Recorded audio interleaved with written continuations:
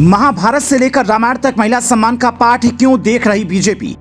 राजे खानदान की महारानी के सम्मान का रखें पूरा ख्याल, नहीं तो होगा समूल नाश। राजस्थान में महारानी है, जरूरी सिद्ध महात्मा ने दे डाली महाभारत वाली चेतावनी। बीजेपी की कुंडली में मां सीता और द्रौपदी वाला महादोष, अयोध्या में चल रहा महायज्ञ।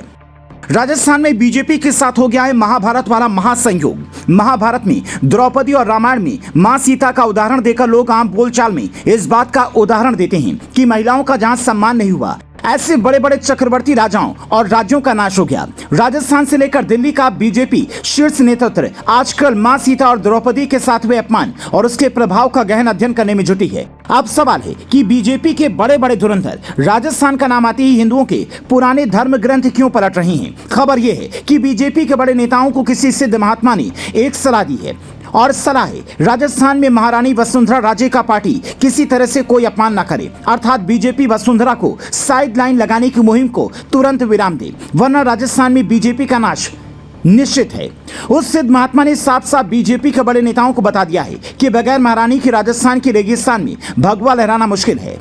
महात्मा ने बीजेपी के शीर्ष नेतृत्व को महाभारत और रामायण से सीख लेने की सलाह दी और बताया जहां महिला के अभिमान को ठेस पहुंचाया जाएगा वहां पर विजय की कल्पना बेकार है।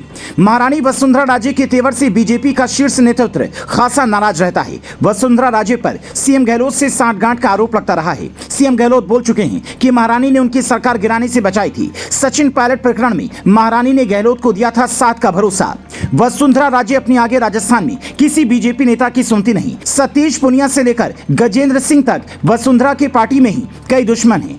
बीजेपी ने चुनाव मैनेजमेंट और मैनिफेस्टो वाली कमेटी से महारानी का नाम हटा दिया था। वसुंधरा राजे सिंधिया के बारे में राजस्थान में एक एक कहानियां बताई जाती हैं। वसुंधरा के बारे में बताया जाता है कि देश में चाहे लोकतंत्र जरूर है, लेकिन महारानी जी का वो राजवाड़ा तेवर अब भी कायम है। महारानी की तेवर को लेकर राजस्थान के ही बाकी नेता कई बार शीर्ष नेतृत्व को अवगत करा चुके हैं।